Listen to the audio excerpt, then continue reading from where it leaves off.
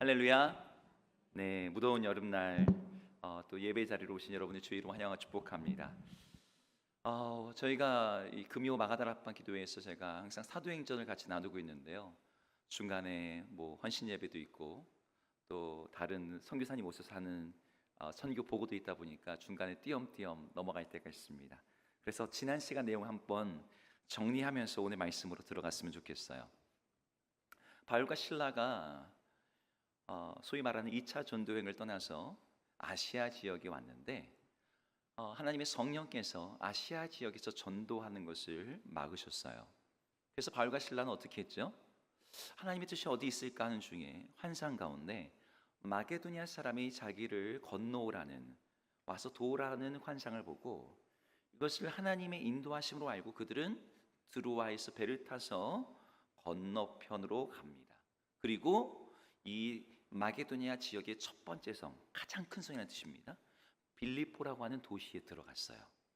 그리고 그곳에서 자주장사 루디아를 만나고, 그리고 그를 통해서 이제 복음을 전하면서 교회를 세워가는 중이었습니다. 그런데 한 귀신 들린 여종, 우리말로는 그냥 귀신 들렸다 돼 있지만 그 당시로는 신탁을 하는 여사제 같은, 그래서 사람들에게 여러 신의 이름으로 신의 예언을 전해주는 한 여자가 이 바울과 베드로에게 계속해서 따라다니면서 하나님의 구원의 소식을 전한 자다 막 이러면서 외치는 거예요. 이때 이 바울과 실라가 그에게 명해서 귀신을 내어 쫓는 장면까지 저희가 보았습니다. 그리고 이제 그 다음의 이야기예요. 이렇게 내어 쫓고 여종을 자유케 하고 온전케 하는 일이 일어났을 때, 여러분 그 일은 그 여종에는 어떤 일이었을까요? 어떤 일이었을까요? 좋은 일이었죠. 귀신에게 사로잡혔던 삶이 아니라 이제는 자유롭게 정말 온전한 정신을 가지고 살아갈 수 있으니까요.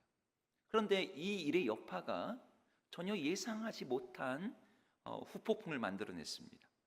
보통 사람을 고쳐주면 감사하다고, 그리고 대접을 받게 돼 있는데 바울의 일왕은 고발을 당하고 투옥을 당하게 됩니다.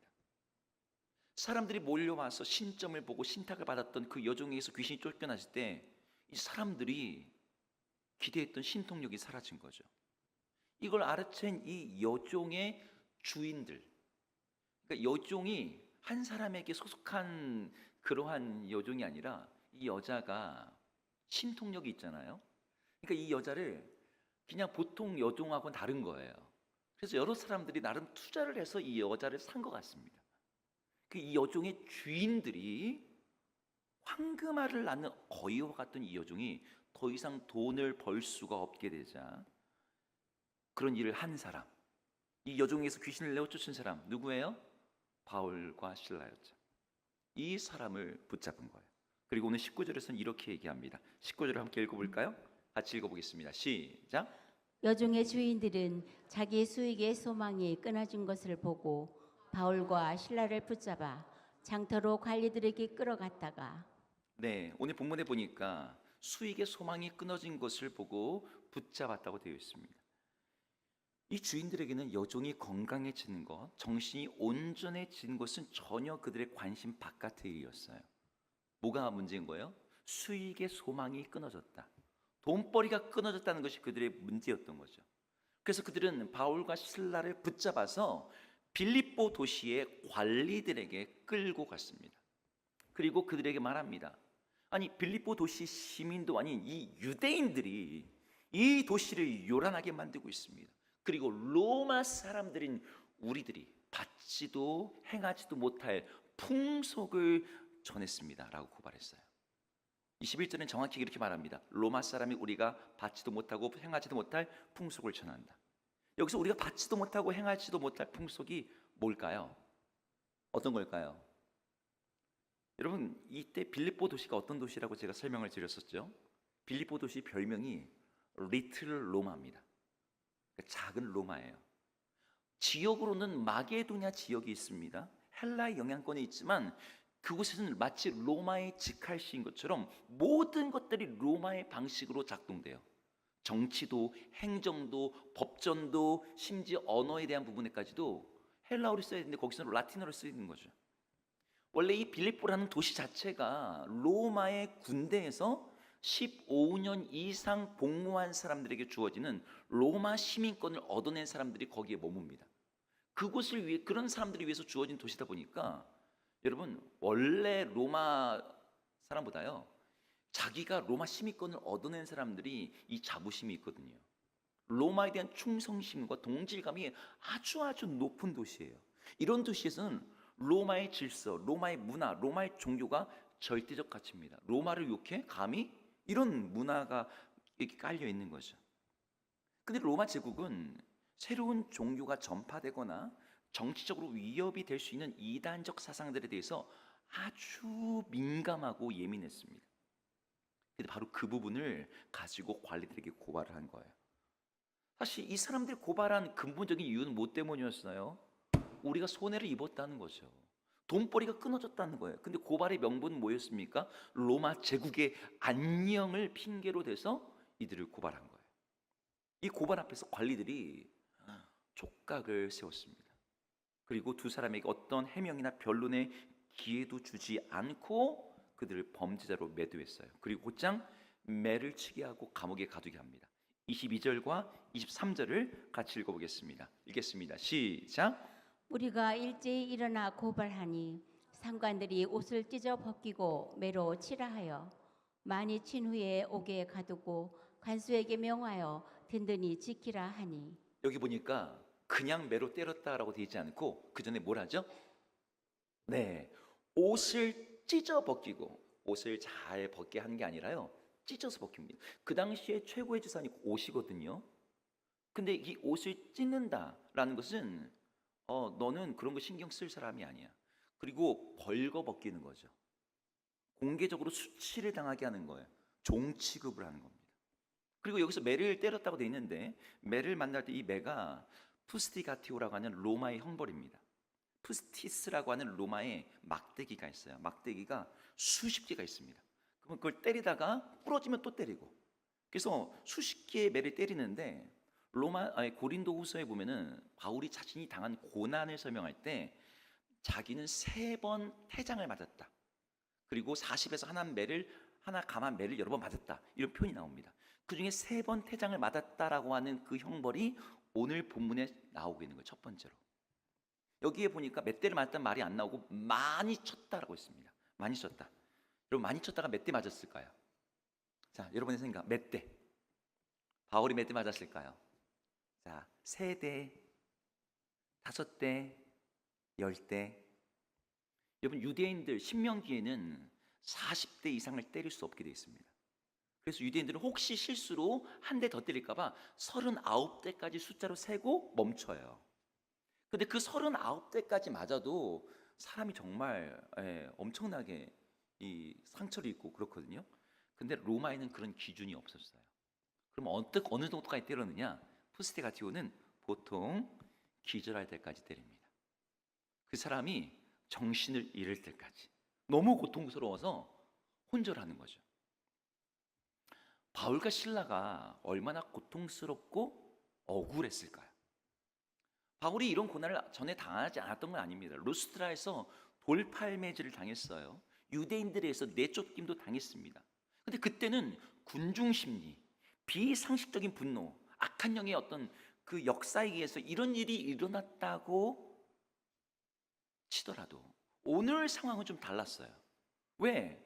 오늘은 정의를 표방하고 있는, 법치주의를 주장하고 있는 로마 제국의 도시에서 엄정해야 될 어떤 고발과 재판이 그런 과정이 없이, 변론 기회도 없이 그냥 잡아다가 옷 찢고 모욕하고 기절할 때까지 때리고 그리고 감옥에 가두는 일이었거든요.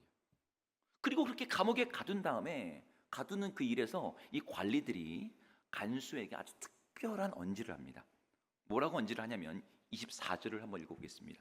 24절 읽겠습니다. 시작. 그가 이러한 명령을 받아 그들을 깊은 옥에 가두고 그 발을 착고에 든든히 채웠더니. 이게 지금 간수가 한 행동인데 이 앞에 뭐라고 써 있냐면 그를 든든히 지키라라고 하는 명령이 나와 있어요. 든든히 지키라. 이건 뭐 알아서 잘 지키지 않겠습니까? 간수가. 근데 특별히 거기다 언지를 했다는 것은 중범죄자로 여기고 특별 관리를 하라는 뜻이에요. 그 말을 들은 간수는 말 그대로 깊은 옥에다 가두었습니다. 로마 시대의 감옥은 1층에 있지 않습니다. 지하에 있어요. 땅을 파서 밑에다가 집어넣습니다. 유대인들도 구덩이를 파놓고 거기다 죄수를 가두듯이 그 당시에는 땅을 파놓고 여기다 죄수를 넣어놨는데, 이 죄수도 이 형벌에 따라서 더 깊은 곳에다가 이렇게 내려놓는 죄수들이 있는 거예요. 이 죄수들이 나올 때는 위에서 줄을 내려주지 않고서는 못 올라옵니다. 예, 올라올 수가 없어요. 근데 그 맨 아래층에다가 이제 해놓은 거죠. 그리고 위에는 이렇게 그 철문들이 다 있고 못 올라오는 거죠. 그리고 간수가 그런 데다가 가두는 것도 모자라서 얼마나 명령에 충실했는지 든든히 지키라고 했더니만 발에다가 착고를 든든히 채웠다라고는 써 있습니다. 발에다 쇠사슬 같은 걸 묶어 놓은 거예요. 자기 힘으로는 도저히 풀 수 없고 누구도 빠져나올 수 없는 빌립보의 감옥에 이 두 사람이 던져졌어요. 자, 이게 그냥 반나절 사이에 갑자기 훅 진행이 된 거예요. 바울과 실라가 매를 맞고 감옥 안에서 깨어났겠죠. 깨어났을 때 이들의 마음이 어땠을까요? 이들이 여기 빌립보 도시에 왜 있는 겁니까? 하나님이 마게도냐의 환상을 보여주셔서 여기로 건너온 거잖아요. 이렇게 왔으면 주님께서 부흥을 일으키시든지 교회를 세우게 하시든지 뭔가 놀라운 일을 하실 거라 기대하고 왔는데, 아니 억울하게 감옥에 가잖아요. 매를 맞고 있어요. 근데 전혀 돌봐주시지 않고 지켜주시지도 않는 것 같은 상황인 거죠. 억울하게 감옥에 갇혔으니까 어떻게 해야 될까요? 하나님께 정말 원망하면서 탄식을 했을까요? 아니면 탈출을 시도했을까요? 내가 여기 있으면 안 되지. 전혀 예상 외의 행동을 하게 됩니다. 25절을 같이 읽어보겠습니다. 25절 시작. 한밤중에 바울과 실라가 기도하고 하나님을 찬송하며 지수들이 듣더라. 네, 여기 뭐 했대요? 바울과 실라가 뭐 했답니까?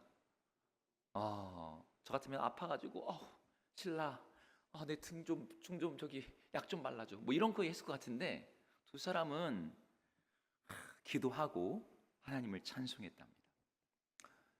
여러분, 이게 좀 이해가 되십니까? 아니, 성경에 나왔으니까 그러려니 하지 마시고, 바울이니까 그러려니 하지 마시고, 여러분이 그랬다고 한번 생각해 보세요. 지금 노래가 나올 찬양을 할 때가 아니잖아요. 여러분, 그 당시 찬양은 아까도 우리 찬양 불렀지만, 시편에 나오는 찬양에는 항상 감사와 송영이 들어있어요. 하나님께 영광, 하나님께 감사. 지금 감사를 드릴 상황이 아니잖아요.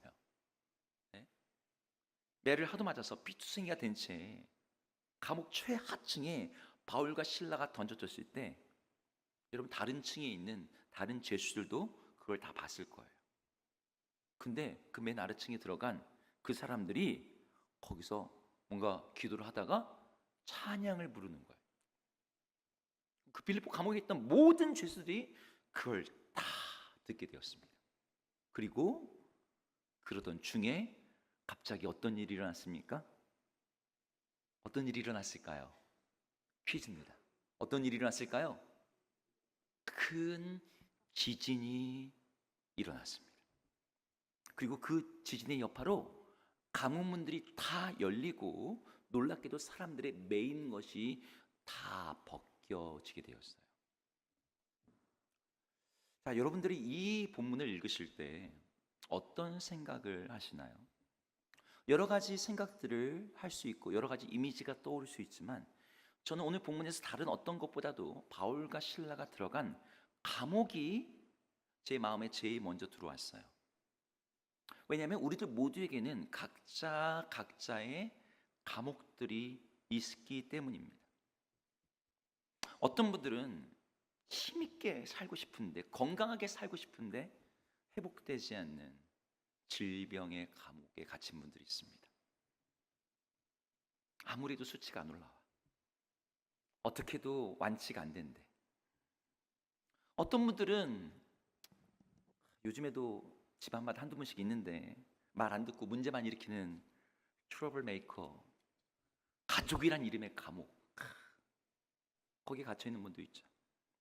볼 때마다 힘들고 고통스러운 관계의 감옥, 더 나아질 것 같지 않은 부채와 빚에 눌려 있는 감옥, 빠져나올 수가 없을 것 같은 중독과 반복되는 죄악의 감옥에 갇혀 있는 분들도 있어요.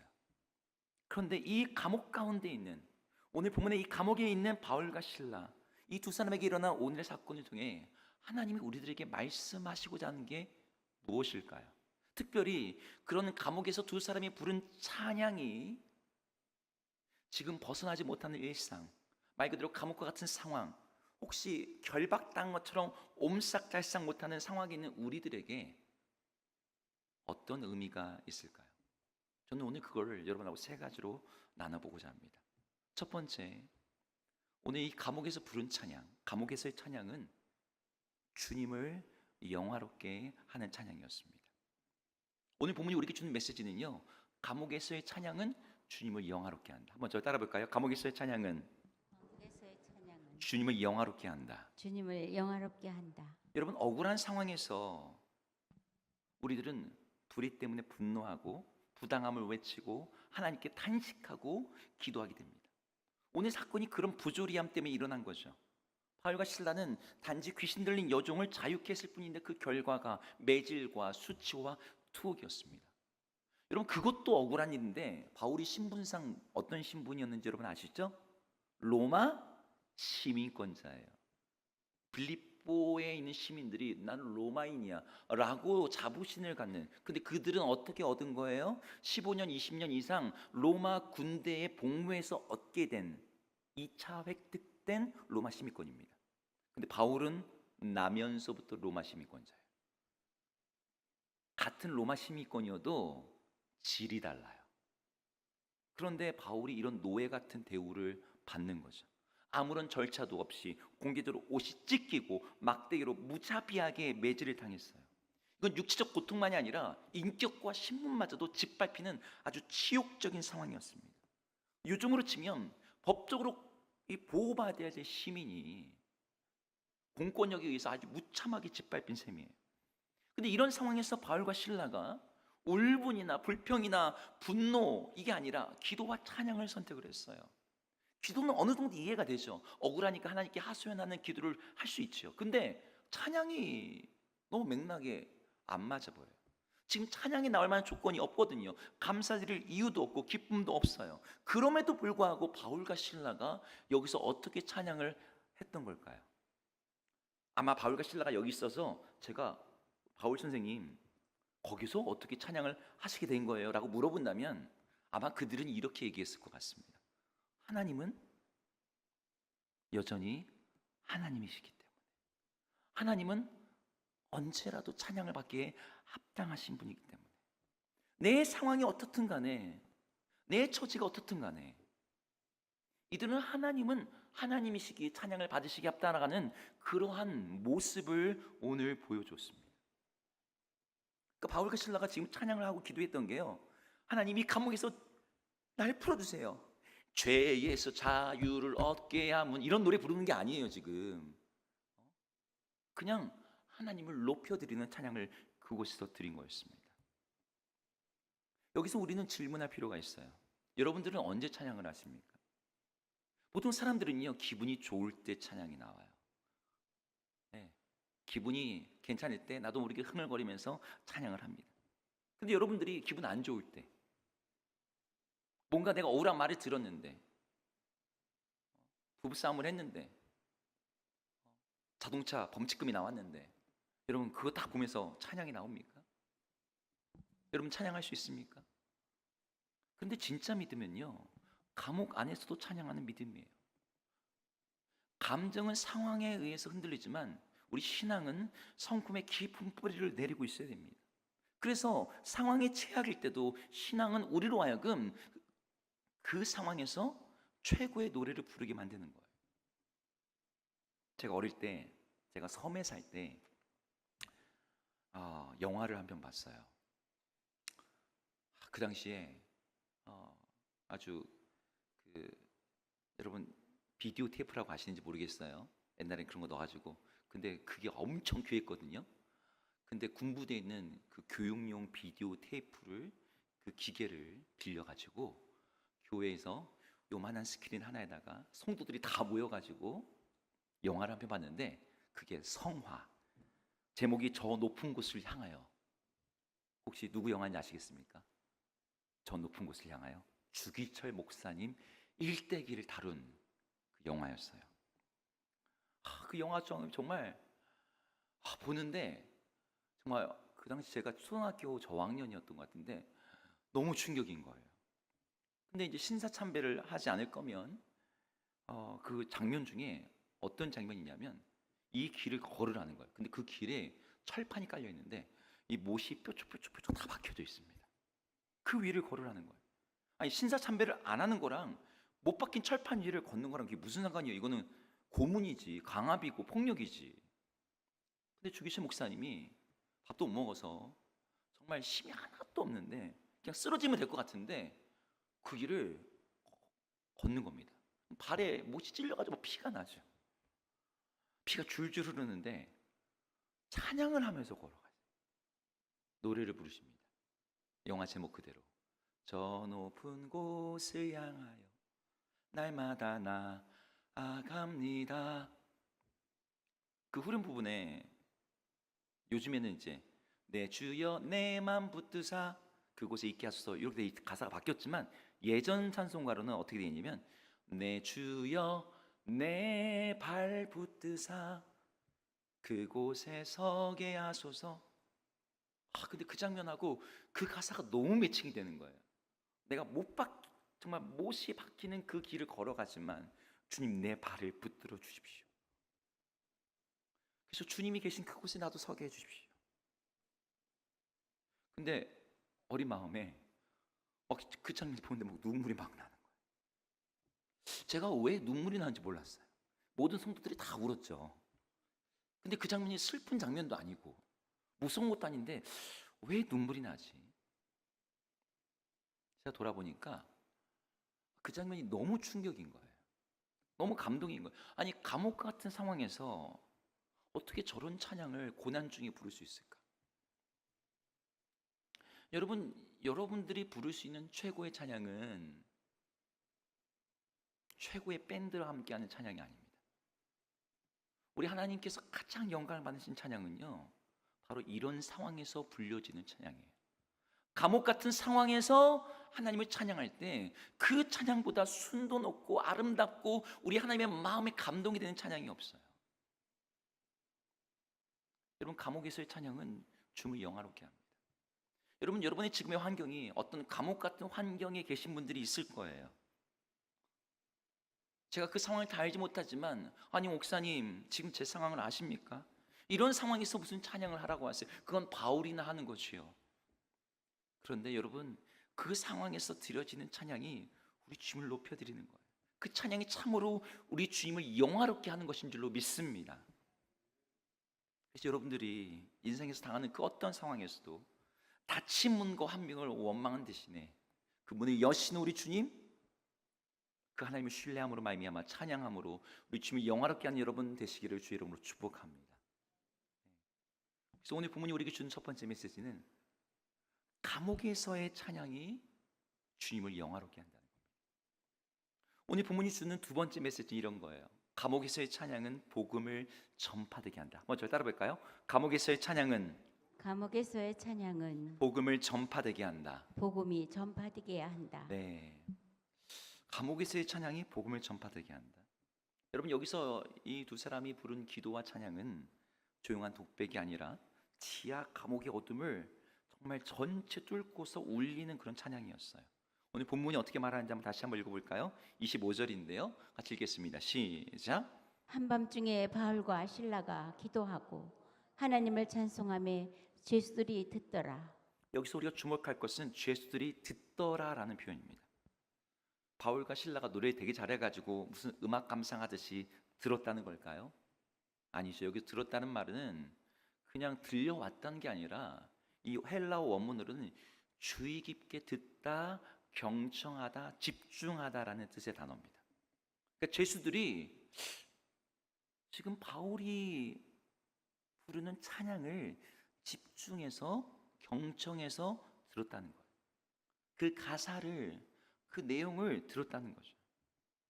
지금 이 상황에서 저들이 지금 노래를 부르는 것들이 갖는 어떤 영적인 무게가 그들에게도 아마 느껴졌을 것 같습니다.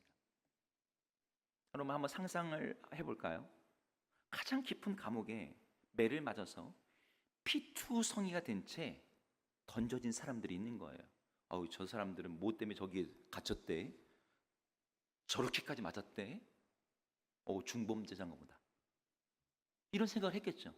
근데 거기에 갇힌 사람들이 신음하고 탄식하고 울부짖는 대신에 찬양을 부르고 있는 거예요. 그걸 듣는 죄수들이, 아니 이 사람들은 도대체 어떤 사람들이야? 저들이 믿는 신은 어떤 신이야?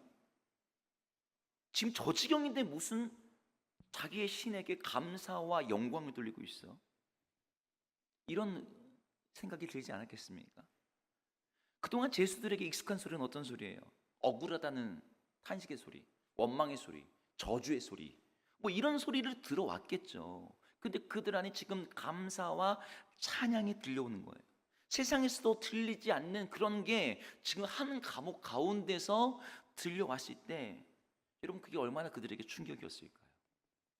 우린 여기에서 중요한 사실 하나를 보게 됩니다. 여러분 고난 중에 부르는 찬양은 그 자체로 아주 강력한 복음 전파의 통로가 된다는 사실이에요. 여러분 말보다 더 깊이 사람의 영혼을 울리는 복음의 소리가 있습니다. 어떤 사람들이 감옥 같은 시간을 겪고 있어요. 억울하고 불합리한 현실 속에서 정말 힘든데 그 사람이 주님을 찬양하는 간증을 한다고 해보세요. 그럼 여러분 그게 얼마나 우리에게 충격이 되고 반전이 됩니까? 저 하나님 잘 믿어서 성공했습니다. 물론 그런 간증도요 은혜가 됩니다. 근데 제가 돌아보니까 정말 제 인생에 가슴을 후벼 팠던 간증들은 이제 살 날 며칠 안 남으셨는데 나와서 우리 하나님 선하십니다.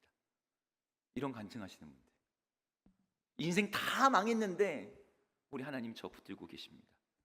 이런 간증하시는 분들, 저 간증을 들으면 정말 말이 안 나와요. 자기 가족 아내와 딸 4명 다 그 무슬림들에 의해서 살해당했는데 나이지리아 그 목사님, 그 무슬림 위해서 사역한다고 여전히 그들에게 복음 전하는 그 목사님 얘기를 참 보는데 정말 말이 안 나와요. 어떻게 고난 중에서도 하나님을 찬양하고 그 사역을 감당할 수가 있지?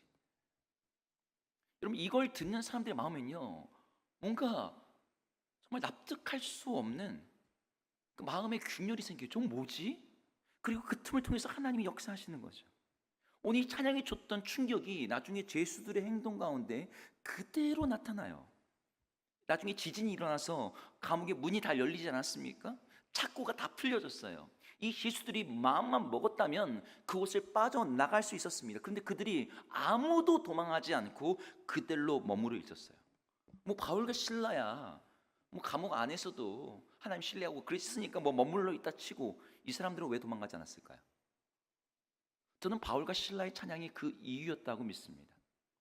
여러분 한 사람의 자유란 외부의 환경이 아니라 내부의 확신에 의해서 좌우돼요. 바울과 실라는 감옥 안에서도 찬양할 수 있었고 감옥의 문이 열리지 않았어도 그들 안에는 하나님이 주시는 자유함이 있었어요. 다시 말해서 바울과 실라는 그들이 가지고 있는 자유는 감옥 문이 닫혀 있거나 열리는 데 있지 않음을 그들의 찬양을 통해서 보여주고 있었던 거죠. 하나님을 신뢰하는 그 믿음 안에 자유와 기쁨이 있는 거예요. 근데 다른 죄수들도 그걸 느끼게 되는 거예요. 그래서 죄수들은 감옥에서 도망가는 그 선택, 자유를 향한 도망이 아니라 감옥에서도 자유할 수 있게 하는 저들이 전하는 그 메시지, 저들이 믿는다고 하는 그 예수 그리스도, 그걸 알고 싶었던 거죠. 여러분 우리가 감옥 안에서 우리 어려운 환경 가운데서 높여드리는 찬양, 경배, 예배, 그것은 복음을 전파되게 만듭니다. 여러분 그런 상황 속에서 여러분들이 찬양하실 때 우리 하나님이 영광을 받으실 뿐만 아니라 여러분 그 찬양은요 다른 사람을 살려내는 역사를 일으켜요. 다른 사람들에게 구원의 문을 열게 하는, 다른 사람이 닫힌 문을 열게 하는 그런 통로가 된다는 거죠. 우리 가운데 고난과 낙심 가운데 계신 분들이 있을 겁니다. 지금의 환경 가운데 여기 와시는 것도 정말 대단하고 귀한 일입니다. 여러분, 제가 권면드린다면 거기서 한 걸음 더 나가셔서 여러분의 환경 가운데 우리 하나님을 계속 높이기를 선택하시고 하나님을 찬양하기를 결단하시고, 여러분 그걸 여러분들의 삶의 방향으로 잡고서 한번 나가보세요. 그러면 세상이 놀라게 돼요. 이 세상이 여러분에게 경청하게 됩니다. 아니, 너는 어떻게 지금 그런 상황에서 감사를 드리고 찬양을 드릴 수가 있어? 이해가 안 되는 거죠. 여러분 주변에 전도 대상자들이 있으신가요? 아우, 저 사람에게 절대 복음을 전할 수가 없을 것 같아. 아니면 여러분 가족 중에 아우, 너무나 그냥 내가 10년 20년 했는데 안 돼. 여러분 그런 사람 있으세요? 여러분 그분들 앞에서 찬양을 부르세요. 찬양을 부를 수 없는 상황에서도 찬양을 하십시오. 물론 상황이 애매할 때 부르시면 이상한 취급을 받을 수 있습니다. 방금 부부싸움 했는데 갑자기 마귀들과 싸울지라 막 이렇게 부르시면 지금 뭐 나 마귀라는 거야? 네, 오해를 살 수가 있어요. 아니, 미쳐도 곱게 미쳐야지. 그런 눈짓을 받을 수 있지만 여러분 그런 소리 들을까봐 교회 앞에서도 집에서도 그냥 입 꼭 다물고 계시지 마시고, 네, 찬양도 틀어놓으시고 찬양을 부르시고. 여러분 가족들이요, 안 듣는 것 같아도요 들어요. 우리 방금 우리 여집사에서 찬양 불렀던 것 중에 혼자 걷지 않을 거예요. 거기 하나님 한 번도 안 나오거든요. 근데 여러분 그 가사 들으면 당신 혼자 걷지 않을 거예요. 우리 하나님이 함께 하실 거예요. 여러분 그냥 그 메시지 안에서 마음이 열리게 되는 거죠. 사람들이 아우, 저 미쳤나? 이런 생각을 하면서도 그들의 마음에는 깊은 물음표가 남습니다. 저가 믿는 하나님이 어떤 분이기에 어떻게 저런 상황에서도 찬양을 할 수 있는 거지? 그러면서 그들의 마음 가운데서 하나님이 역사하시는 거예요. 바울과 실라의 찬양 앞에서 죄수들이 복음 앞에 새롭게 된 하나님의 사람들, 그들이 누리던 그 기쁨과 자유의 그 놀라운 차원을 보았던 것처럼 여러분들의 찬양을 통해서 여러분의 주변 사람들이 우리 하나님을 보고 복음을 경청하게 되고 주님께 돌아오는 구원의 역사가 일어나기를 주의 이름으로 축복합니다. 오늘 본문이 우리에게 주는 세 번째 메시지는 감옥에서의 찬양은 결박을 푸는 능력이 된다는 것입니다. 네, 함께 따라 볼까요? 감옥에서의 찬양은 결박을 푸는 능력이 된다. 결박을 푸는 능력이 된다. 제가 앞에서도 살짝 언급했지만 여러분 찬양하는 그 자체가 바울과 실라에게는 주님 안에서의 그 자유함을 드러내는 증거였습니다. 그런데 여러분 이것은 내가 어떤 상황에 상관없이 주님은 높임 받아 주십시오, 주님이 왕이시고 주님이 다스리십니다 라고 하는 고백을 하는 동시에 여러분 이 찬양은 결박을 풀어주는 능력으로 작용합니다. 성경에는 우겨쌈을 당한 것 같은 많은 상황 속에서 찬양이 주는 능력을 보여주는 장면들이 여기저기 나와요. 저는 대표적인 장면으로 구약 성경에 역대하에 나오는 여호사밧 왕의 이야기입니다. 여호사밧 왕이 남유다의 왕이었는데 이 남유다의 왕에 여러 민족들이 침략을 해왔습니다. 모압이 공격을 해왔어요. 모압만 공격이 아니라 암몬도 공격을 해왔어요. 암몬만 공격이 한 게 아니라 뒤봤더니 세일산에 사는 사람들 에돔도 같이 공격을 해왔어요. 그러니까 세 민족이 사방에서부터 이들을 침략해 들어왔습니다. 그러니까 사면총화의 이 상황 가운데 있었던 거예요. 이때 여호사밧 왕이 어떻게 행동하냐면 찬양대를 조직하게 합니다.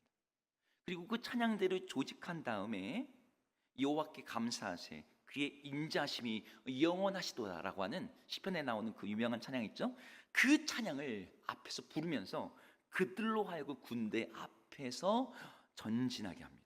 근데 그때 어떤 일이 일어나는지 한번 같이 읽어볼까요? 역대하 20장 22절 같이 읽겠습니다. 시작. 그 노래와 찬송이 시작될 때에 여호와께서 복병을 두어 유다를 치러 온 암본 자손과 모압과 세일산 주민들을 치게 하심으로 그들이 패하였으니 네, 여기 보니까 노래와 찬송이 시작될 때에 여호와께서 복병을 주셨다. 암몬, 모압, 세이산 주민 그들을 다 패하게 하셨다. 여기 나오는 복병이 누군지 아세요? 여기 나오는 복병이 누군지 아세요? 서로입니다. 모압과 암몬 자손이 오다가 세이산 온 거 보면서 같이 짜고서 온 게 아니었거든요. 저기 군대가 오네. 서로 싸우다가 여기가 다 죽었습니다. 그러다가 또 여기 둘이 서로 붙어가지고 서로를 치게 만들었어요. 시편에 보니까 다윗이 반복적으로 찬양한 내용이 뭐냐면 하나님의 구원을 노래하면서 이스라엘의 찬송 중에 거하시는 주님. 그러니까 찬양 가운데 우리 주님이 뭐 하신다는 거예요? 임재하신다는 거예요. 찬양 가운데 우리 주님이 나타나신다는 거예요. 이 중에 또 유명한 성경의 예화 중에 하나가 여리고성 이야기입니다. 여리고성에서 찬양하는 내용이 없는데요, 목사님. 제가 여호수아 6장을 읽는데 찬양이 하나도 안 나오는데 찬양이라는 단어는 안 나와요. 근데 여러분 이 여리고성에 들어갈 때 이 가나안 땅의 초입에 있잖아요. 난공불락의 선. 함락하기가 너무나 어려운 성이었죠. 근데 거기를 그냥 지나가자니 너무 찝찝해. 그냥 지나가면 뒤에서 공격을 당해서 포위가 되거든요. 이런 상황에서 하나님께서 명령을 내리십니다. 성을 법궤를 앞세워서 하루에 한 바퀴씩 돌라고. 처음에는요 아무 말도 못하게 해요. 침묵하게 합니다. 이스라엘 백성들이 아무 말도 않고 그냥 묵묵히 걸어요. 근데 마지막 날에는 몇 바퀴를 도냐면 7바퀴를 돌고 7제사장이 7양각 나팔을 길게 붑니다. 큰 소리로. 7양각 나팔을 길게 부는 이야기는 시내 산에서 하나님 법궤 하나님이 임재하실 때 그때거든요. 그때 외에 성경에서 나팔을 길게 분다는 내용이 여기에 딱 두 번째 나와요. 근데 이때 하나님 뭐라고 명하시면 그 양각 나팔이 길게 울려 퍼질 때 모든 이스라엘 백성으로 큰 소리로 외치라라고 명령되어 있습니다. 그러면 질문, 이스라엘 백성들이 뭐라고 외쳤을까요? 여리고성을 향해서 뭐라고 외쳤을까요? 참고로 여러분 성경 펴시지 않으셔도 돼요. 성경에는 안 나옵니다. 뭐라고 외쳤는지는 안 나와요. 그냥 외치라고만 되어 있어요. 근데 여러분 사람들이 궁금하잖아요. 뭐라고 외쳤을까? 그럼 뭐라고 외쳤을까요? 야호, 네. 와, 막 이랬을까요? 예, 이랬을까요? 뭐라고 외쳤을지 고대 유대인 미드라시에는 몇 가지 의견이 있는데 그 중에 가장 유력한 그때 우리 조상들은 이렇게 외쳤다라고 성경에는 안 써 있지만 유대인 랍비들이 고대로부터 써놓은 내용이 이렇게 써 있습니다. 신명기 6장 4절 쉐마 이스라엘 그 뒷부분 아도나이 엘로헤이누 아도나이 에하드. 우리말로는 우리 하나님 여호와는 오직 유일하신 주님이시다. 이렇게 외치면서 그들이 여리고로 들어갔다는 거예요. 그러니까 이때 그들이 했던 건 전쟁의 함성을 너네 다 죽었어 뭐 이런 얘기를 한 게 아니고요. 뭘 한 거예요? 하나님을 향한 찬양의 선포를 하면서 오직 우리 하나님이 유일하신 주님이시다. 그걸 외치면서 들어갔다는 거죠. 그때 여리고성이 그 앞에서 무너졌던 거예요. 오늘 본문도 그렇습니다. 오늘 본문에 나타난 지진은요 자연적인 현상이 아니었습니다. 우연히 맞아떨어진 게 아니에요. 하나님의 주권적인 통치 아래서 일어난 영적인 사건이었어요. 여러분 보통 지진이 일어나면 어떤 일이 일어나요? 건물이 무너지잖아요.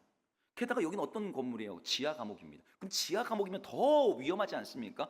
감옥이 무너져야 돼요. 근데 감옥은 그대로 있는데 어떤 일이 일어났어요? 옥문이 열립니다. 그리고 착고와 결박이 풀리는 일이 일어났어요. 여러분 이 부분 이상하지 않습니까? 안 이상하세요? 저만 이상한가요? 지진이 난다가 착고가 풀립니까? 여러분 지진이 일어났는데 여러분 수갑 차고 있는데 갑자기 지진이 났다고 수갑이 풀리나요? 지진이 났다고 잠가 놓은 문들이 갑자기 다 열리나요? 그러지 않죠. 감옥은 안 무너지는데 문이 열리고 착고가 풀리는 일이 일어난 거예요. 이게 지금 하나님께서 이 자리에서 일으키신 거죠. 어떤 분들이 이렇게 질문해요. 하나님 살아계시고 능력도 많으시고 자기 백성을 돌보신다는데 목사님 왜 저는 아직도 감옥 같은 삶을 살고 있습니까? 여러분 제가 지금 찬양을 많이 하면 감옥에서 나가게 된다. 제가 그런 말씀을 드리는 게 아닙니다. 오늘 본문 보면 감옥은 그대로 있어요. 사실 감옥이 무너지면서 바울과 실라는 죽는 거예요. 감옥은 그대로 있는 거예요.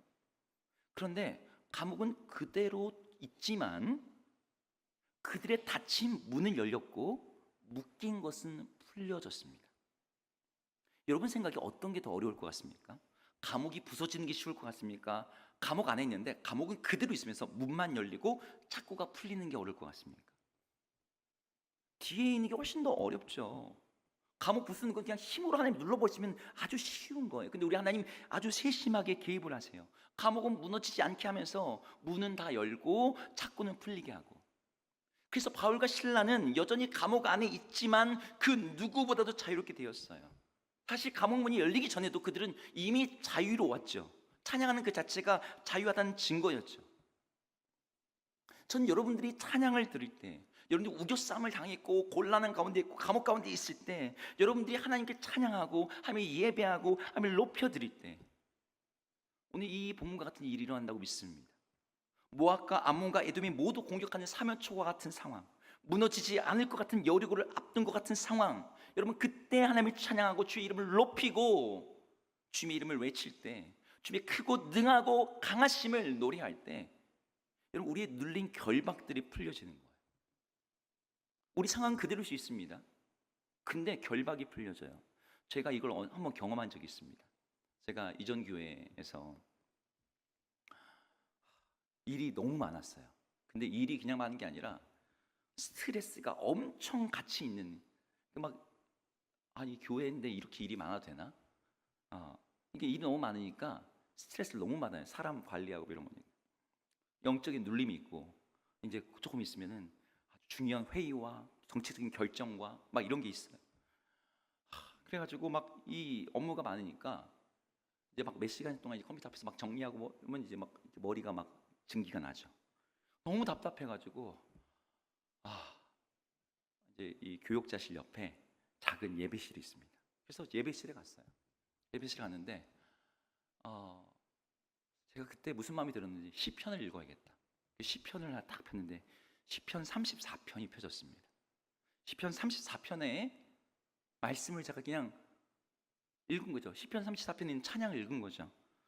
뭐라고 나왔는지 제가 읽어드릴게요. 화면도 나옵니다. 내 영혼이 여호와를 자랑하리니 곤고한 자들이 이를 듣고 기뻐하리로다. 곤고한 자가 바로 적었더라고요. 나와 함께 여호와를 광대하시다 하며 함께 그 이름을 높이세. 내가 여호와께 간구함에 내게 응답하시고 내 모든 두려움에서 나를 건지셨도다. 제가 이 구절 한 구절을 읽는데 눈물이 왈칵 났어요. 그리고 그냥 제 마음속에 그 무거웠던 짐들이, 그 마음의 스트레스가 그냥 벗겨지는 거예요. 상황이 바뀐 게 없었습니다. 해야 될 일이 그대로 있었어요.